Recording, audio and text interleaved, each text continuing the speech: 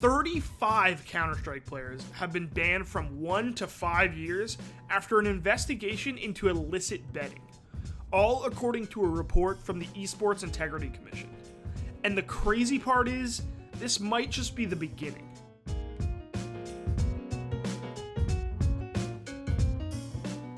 Guys, we're well on our way down the road to 2 million subscribers here on our YouTube channel.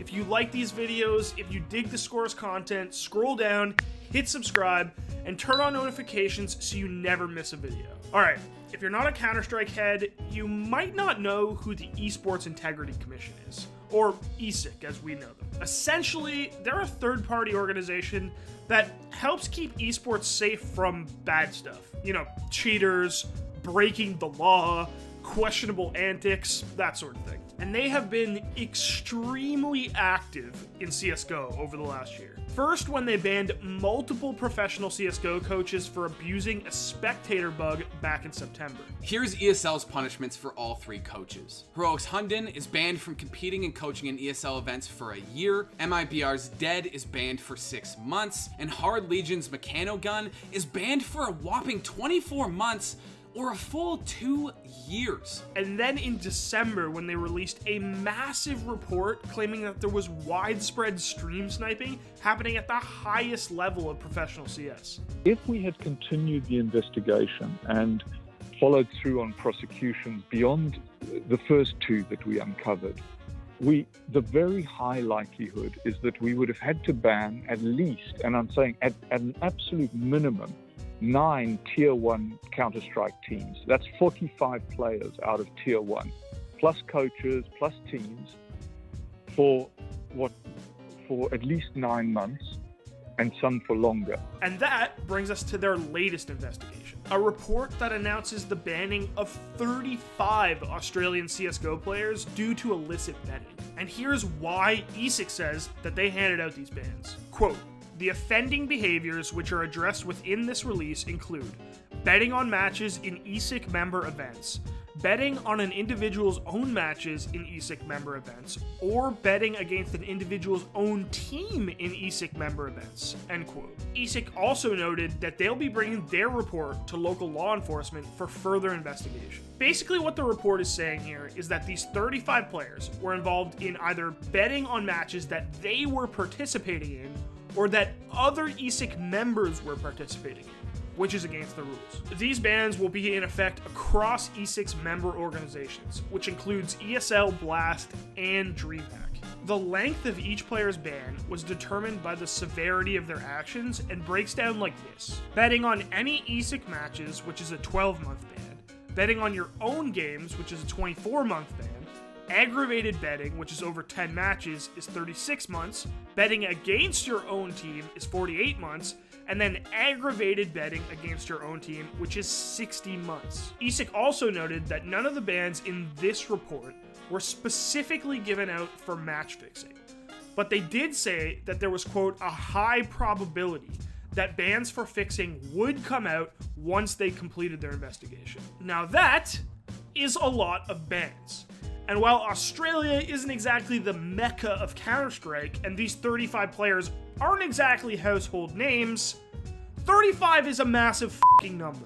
And this is all especially eerie because ESIC says this investigation is not over yet. In fact, they said they'd be continuing to investigate, quote, "a number of other CSGO leagues, including leagues located in North America and Europe, and a significant number of other leagues in multiple game titles," end quote. And for everything that Australia might not be to the top tier of CSGO, Europe certainly is. Now, there is a lot to take in here.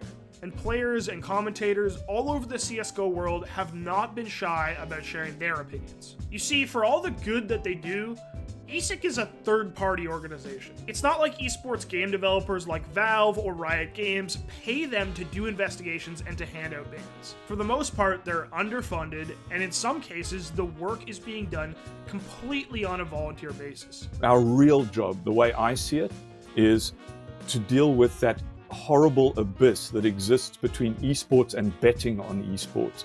And I'm not an advocate for or against, because betting brings enormous benefits to the industry in terms of sponsorship, fan engagement, all these great things.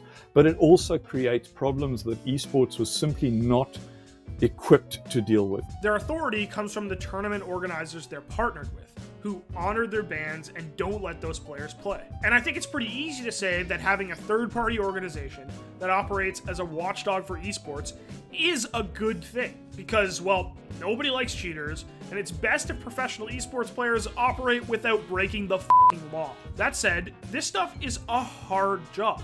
And like their other reports, there has been some community criticisms about this report, specifically on the most recent episode of the HLTV Confirmed podcast.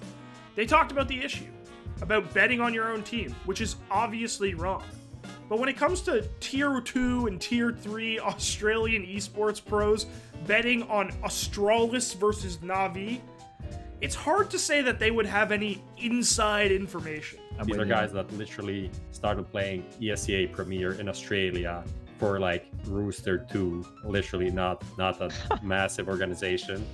And they are betting on Astralis FaZe grand final of a tournament, right? And I doubt that guy has a lot of inside information. Could you imagine, right? You play football on the weekend for a club, and then you got banned from playing football for your local club down the park with some of your mates or, your colleagues, and you were betting on a Premier League match. Yeah, I think it's really unfair to ban some of these players for a year. If they're young players, what does that do? It makes them go to Valorant. Yeah. And so we lose more players to the other scene. Now, shockingly, these 35 players being banned wasn't the only bit of news we got from ESIC this weekend about professional conduct. This past Saturday, ESIC handed out a $10,000 fine to Vitality after video showed that they had the official stream of their matches against Team Liquid and Complexity visible while playing in this past weekend's Blast Premier Global Final event.